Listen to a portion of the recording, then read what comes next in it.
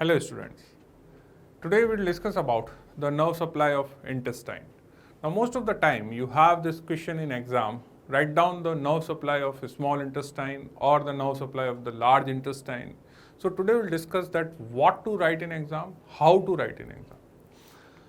So when you will have the first part of the question, that is the introductory portion, you have to understand that the nerve supply of the intestine comes from the autonomic nervous system except bearing the lower half of anal canal. So except the lower half of the anal canal.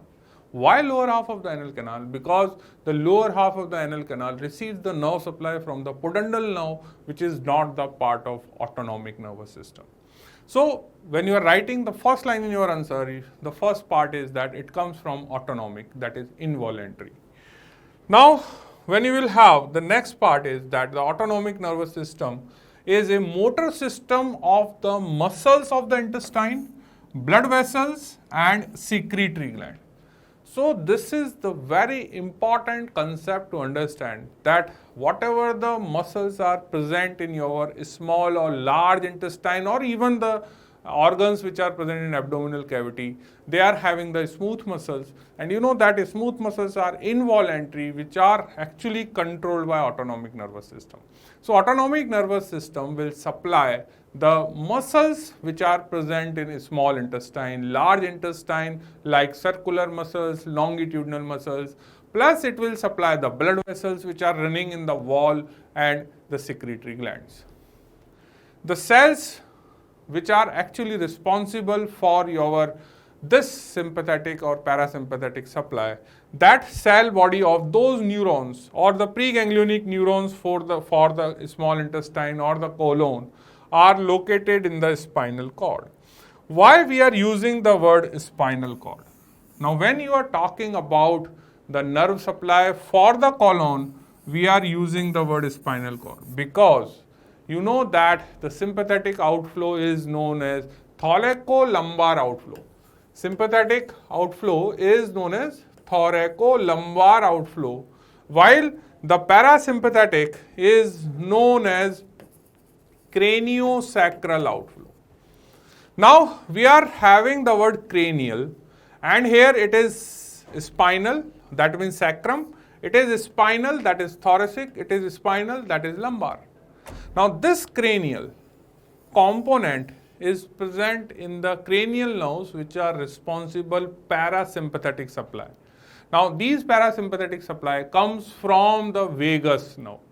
But when you are talking about the nerve supply of the colon or the nerve supply of the intestine, we are not having any component which is coming from the cranial part. But if you are talking about the midgut supply, when you are having the vagus nerve. But if you are having the nerve supply that is parasympathetic in nature for your small intestine, you are having the vagus nerve.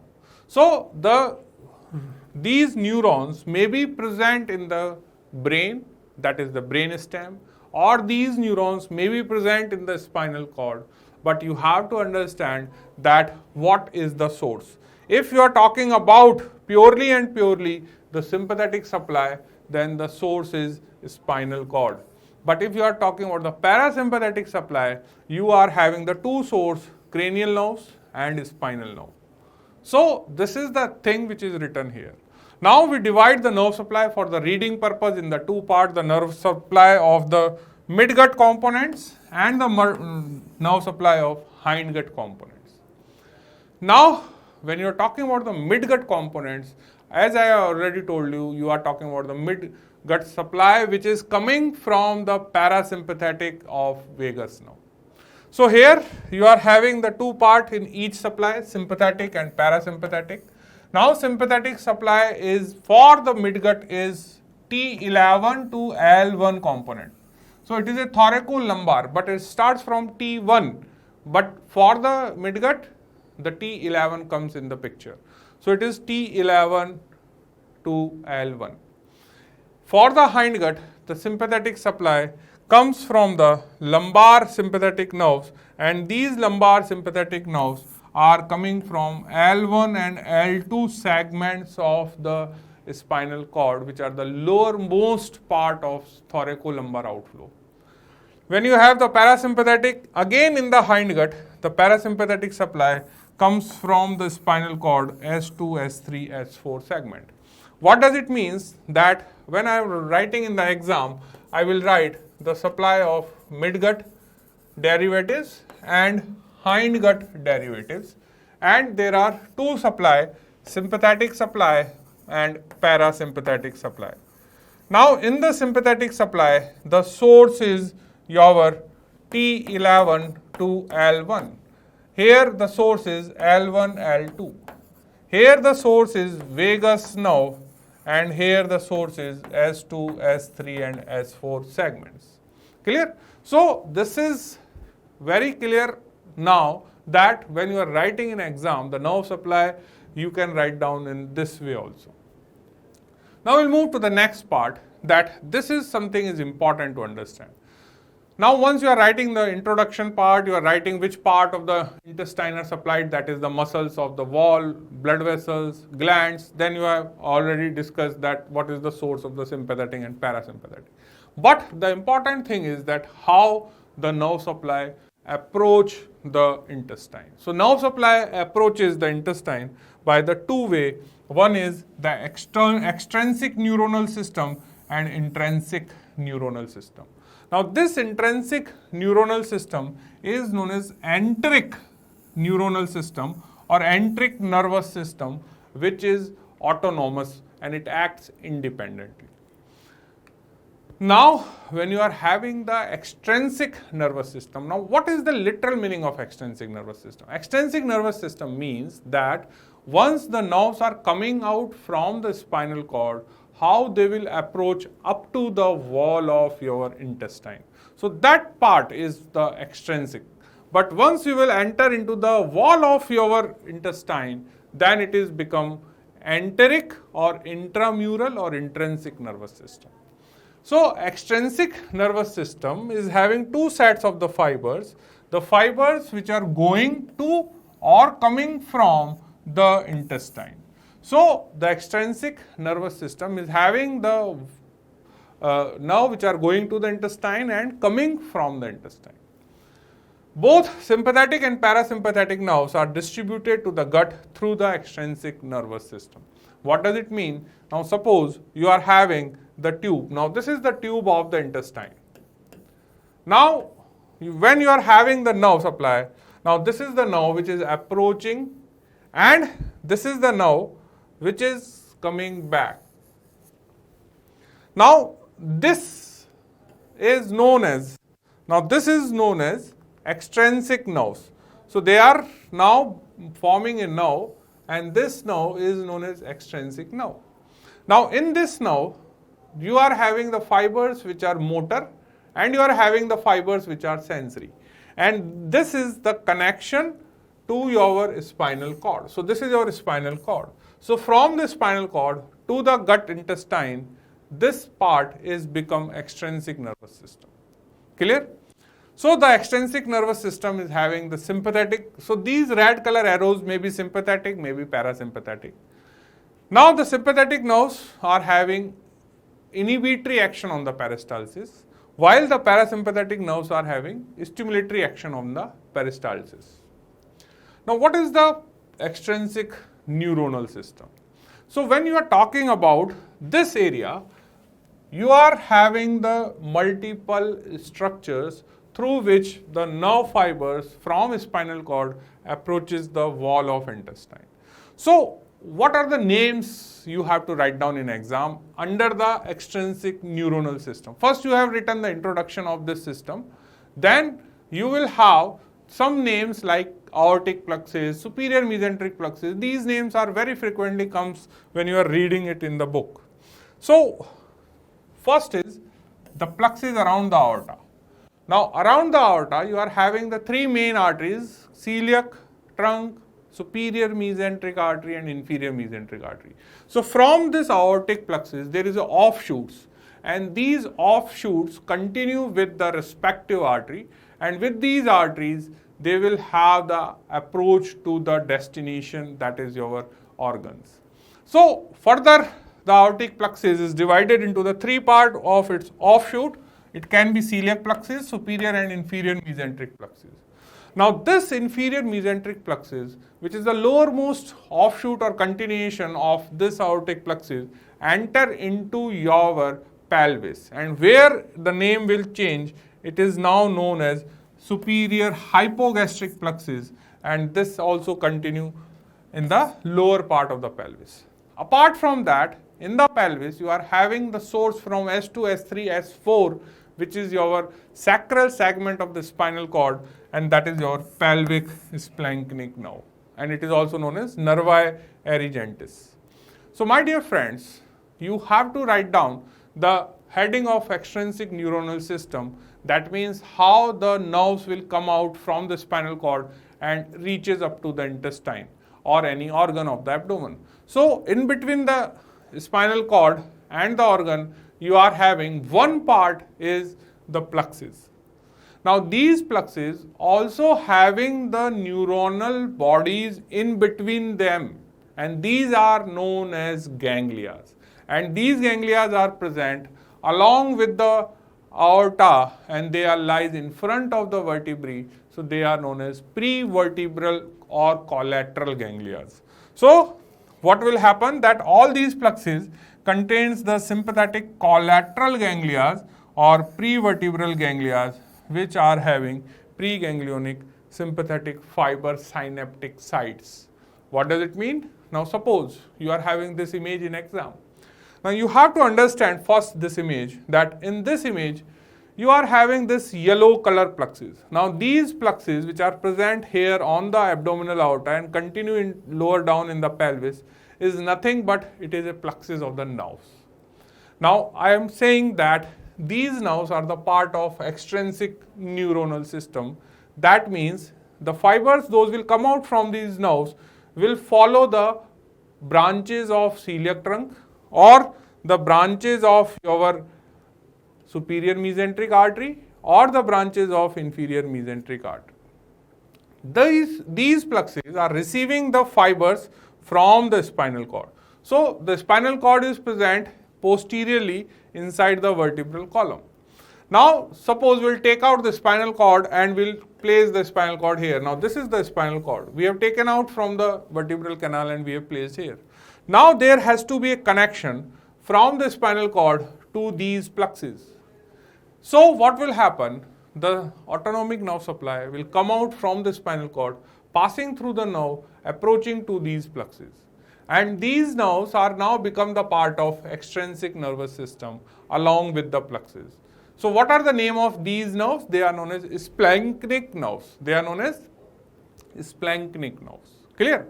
So these aortic plexes are receiving the fibers from the spinal cord with the help of splanchnic nerves. And in the lower part, the pelvic splanchnic nerve is also joined to form the plexus. Clear? And the important thing is that if you will see in these ganglia, in these plexes, you are having the ganglia. So these are the ganglia which are present in the plexus. And these ganglia are having the number of the neurons, and these neurons are the site of the synapse, and the synapse is the fibers which are coming through these nerves. So that we will discuss in the coming slide. Now the next part which you have to write down in the exam is few lines about the intrinsic or enteric neuronal system. Now enteric neuronal system is a intramural. It is a intramural nervous system. That means it is present in the wall of your intestine.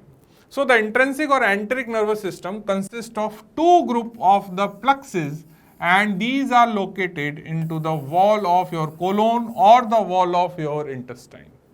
So my dear students, what you have to write down in exam, first about the introduction, then you have to write down the source of autonomic and nervous system, then you have to write down that there is a extrinsic and intrinsic nervous system. Then what is extrinsic nervous system? It is having the splanchnic nerves and the aortic plexus. Then you are having the intrinsic nervous system, in which you are having the two sets of the plexus inside the wall. Now here in this image, you can see that this is the wall of your intestine. Now in the wall of intestine, this is the outermost layer, and you know that outermost layer are made up of the two muscles. You have longitudinal and circular muscle.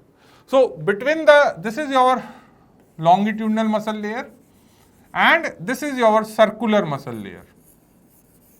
Now outside the circular muscle, inside your longitudinal, you are having one set of the plexus which is here, and deep to the longitudinal circular muscle, you are having one set of the plexus here. So you are having one tube, then another tube, then another tube, and then another tube. This is the organization of the wall of your intestine.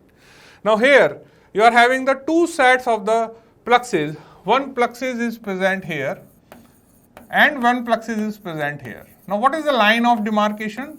This layer, which is a circular muscle layer. This is your longitudinal muscle layer and this is your submucosa. This is your submucosa. So the muscle which is actually dividing these two plexuses is circular muscle. So one plexus is deep to the circular muscle in the submucosa, one is outside. Clear? So when you will have the intrinsic neuronal system, you are having the system inside the wall of your intestine. One is deep to the circular muscle, that is in the submucosa. One is outside the circular muscle, that is between the longitudinal and circular muscle layer. So the system controls the motility and exocrine and the endocrine function of the gut.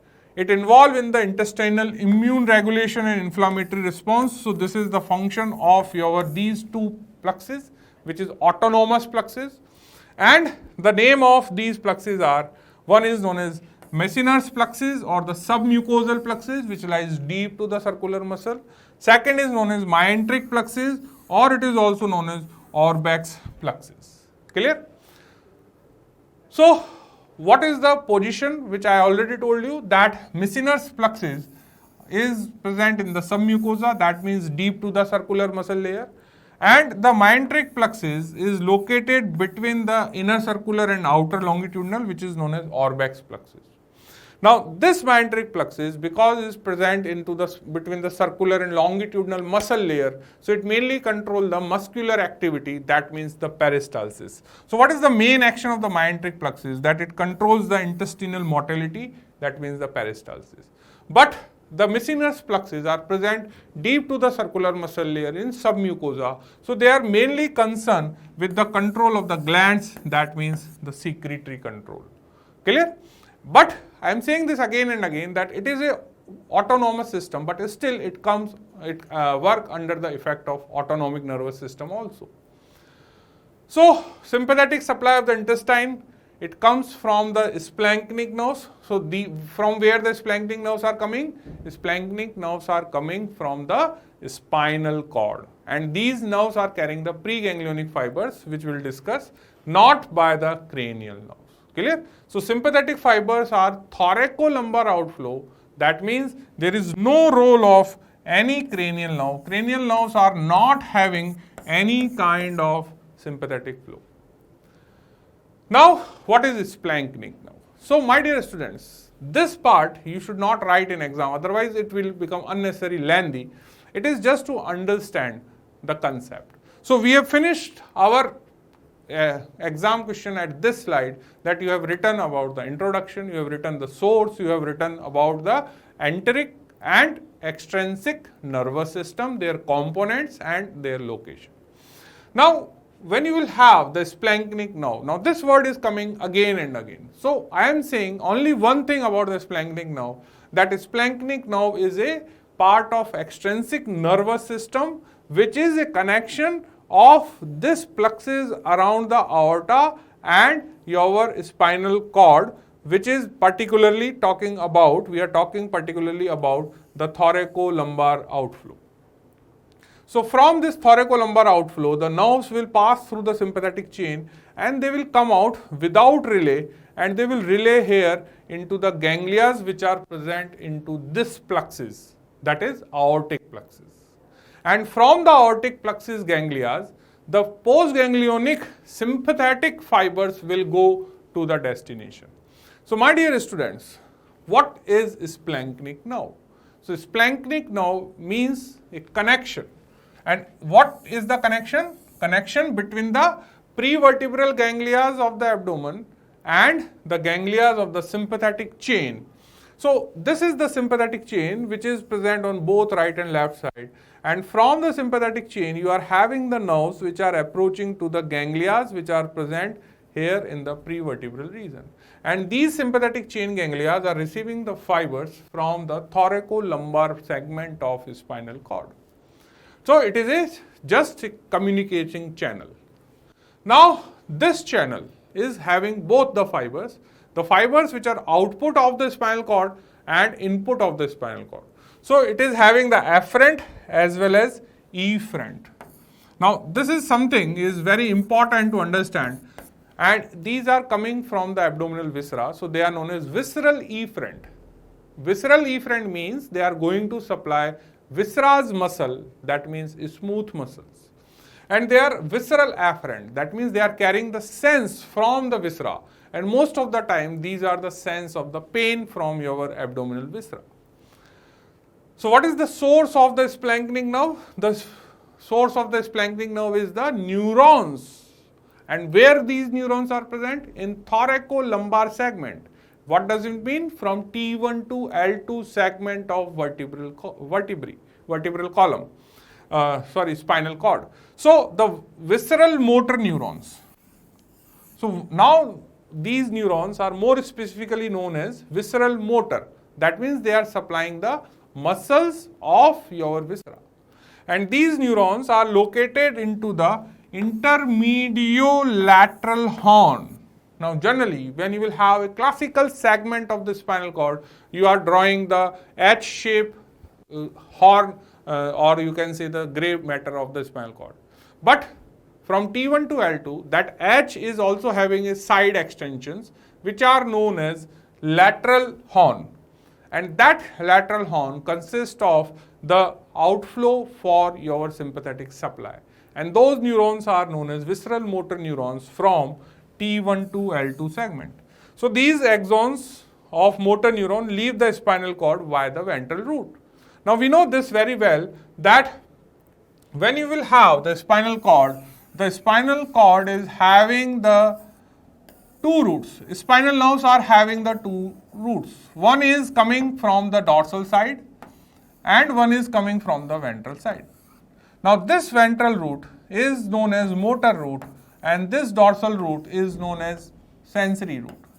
So whatever the output is coming out, now this is your visceral motor and this exit will again through the motor root or ventral root. So the fate of these preganglionic sympathetic fibers are in three ways. What does it mean? Now this is something which is very conceptual. Now this is your spinal cord. The nerve is coming out from the spinal cord. That is your preganglionic fibers arising from T1 to L2. Now these fibers are having three way of destination or three way of termination. Either they will terminate into the same sympathetic ganglia, and then the postganglionic will come out from the ganglia. Second thing is that they will ascend into this chain or descend into this chain. They will not actually relay at the same level. They will ascend or descend into the sympathetic chain and then they will relay into those ganglia. And the third thing is they will not relay into these sympathetic chain ganglia and come out without relay. So that part which is come out without relay is known as splanchnic nerve fiber. And those fibers which are coming out without relay now will relay here into the ganglia of your aortic plexus.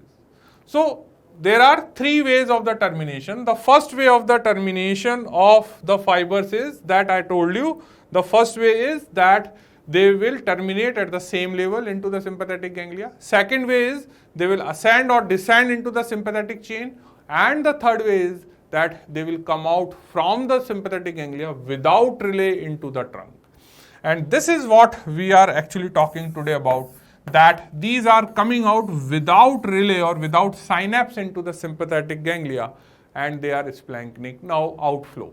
So what is the exact name of that splanchnic nerve outflow? Preganglionic sympathetic. Why preganglionic? Because they are going to relay in the neurons or the ganglias which are present in the abdomen in front of your abdominal aorta.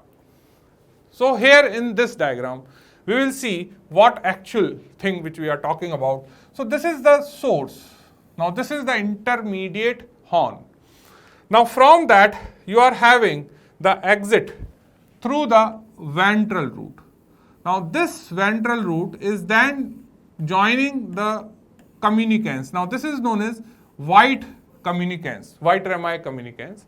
Then you can see the fiber is not relaying here, it is coming out and it is going and it will enter into this ganglia, which is actually the aortic ganglia. So in this whole course you will realize that there is no synapse made by this axon, and that's why they are known as preganglionic. Suppose if you are having the synapse here and if the another set of the neuron will come out, then it is known as postganglionic. But here these fibers are coming out without making any synapse. They are just directly come out. And that's why this branch is known as splanchnic branch or preganglionic sympathetic nerve. So this is your which root? This is ventral root of spinal nerve. Which root is this? Dorsal root. So motor output is always through the ventral roots. Clear? Now, so what is the fate of sympathetic visceral efferent? So what is the fate of the efferent fibers? We have seen that these fibers will go and relay into the ganglia which are present around the abdominal aorta, which are known as prevertebral ganglia. So the sympathetic visceral efferent components of the thoracic splanchnic nerve now synapse or relay in the prevertebral ganglia of the celiac plexus, superior mesenteric plexus. The postganglionic fibers which are arising from the ganglia now merge with the plexus. So they will now pass through the plexus and they will descend into the superior mesenteric plexus, which I already told you, it is an offshoot of the different parts of the aortic plexus, and these postsynaptic fibers reaches to the gut wall as the offshoots, and they will run along with the different branches of superior mesenteric artery and celiac trunk. So what is the function of sympathetic outflow? So sympathetic outflow is inhibitory. That means it decreases the peristalsis by inhibiting the smooth muscle activity. It decreases the secretion. It decreases the blood flow, so by the constriction of blood vessel. So initially in first slide I told you what is the area supplied by the autonomic nervous system. Three things: muscles of the intestinal wall, blood vessels and glands. So here you can see the effect. There is a decrease in peristalsis, decrease in the secretory activity and decrease in the blood flow. Now the second part is, second part of what? Answer is second part of splanchnic nerve. Because I told you initially that splanchnic nerves are not only having the efferent, but they are also having the afferent. And visceral afferent fibers also going into the spinal cord. Again, the answer is with the splanchnic nerve. There is no separate nerve. The splanchnic nerve is a tube which is having the two set, a wire which is coming from downward and going upward. So the afferents are also passing through the splanchnic nerve. So this is very important to understand, which we will see first in this image again. Now if I am talking about the sense, so the sense of your organ will pass first through this plexus. Now this plexus, from the plexus it will enter into the ganglia, which is your prevertebral ganglia. From the ganglia it will enter into your splanchnic nerve. So here this is the splanchnic nerve. Now from the splanchnic nerve the fiber will enter into the sympathetic ganglia, that is sympathetic chain, then the white rami communicants, then into the trunk of spinal nerve. And here you can see now the important thing to understand, that this fiber has to enter, and entry gate is present in the posterior root. So the fiber will enter into the posterior root of the spinal nerve and it ultimately enters into the spinal cord. Now, my dear students, you have to understand that the nerve fiber is always the part of a neuron. So, suppose this is the neuron and this neuron is having the two fibers. One will act as a dendrite, one will act as an axon. So, this is your fiber. So, this fiber has to be the part of a neuron. So, where is the neuron? Answer is, this is the neuron. So, these afferent are the actually part of neurons which are present in dorsal root ganglia. So, that central process is entering inside, and this is the peripheral process which starts from your plexus. Clear? So, you have to understand that what is the pathway, ascending pathway, that is known as visceral afferent, and these are most of the time carrying the pain. So, this is your first set, that is the source of origin. What is the source of origin? From the organ, and how the organ's fibers are approaching to the plexus, and from the plexus it will enter into the ganglia. Now, from the ganglia, now it is going to the sympathetic chain, and this part is known as again the splanchnic nerve. Now, from the sympathetic chain, once it will enter into the sympathetic chain, they will pass through the sympathetic ganglia. Now, from the ganglia, they will now approach to the white rami communicans. Then they will pass through the trunk of the spinal cord, dorsal root of the spinal cord, and ultimately enter into the spinal cord. So, the same thing is written here, that what is the 5 or 6 steps. So, I will just read out the steps. The first is the fiber or the ascending part is through the prevertebral plexus, then the ganglia, then splanchnic nerve, then through the sympathetic trunk, then its ganglia, then white rami communicans, then the trunk, and finally the posterior root of spinal nerve. So, in this way, the visceral afferent fibers of sympathetic nerves enters into the spinal cord. So, the next part is that this diagram. Now, this diagram is very commonly seen in the books. Now, what this diagram is actually want to tell us, that the same thing is present in this image, that this is your aortic plexus, or you can say the pre-vertebral ganglia are present along with the plexus, and these are the splanchnic nerves, and these splanchnic nerves are connection between the sympathetic trunk and your pre-vertebral plexus. So, whenever you are having any diagram where you are having a connection between the aortic plexus and sympathetic trunk, your answer has to be the splanchnic nerve. And splanchnic nerves are having two type of the fiber, efferent fibers, which are preganglionic sympathetic, and afferent fibers, which are approaching to the spinal cord, and they are generally carrying the pain of the viscera. Clear?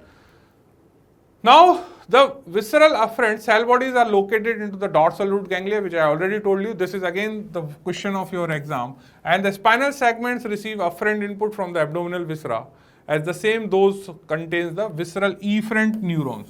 Now, what does it mean? That the same segment is having the supply to the organ, and the same segment is having the input from the organ. So, that is responsible for the referred pain also. Now, what is inferior mesenteric plexus? I told you that it is an offshoot of the aortic plexus.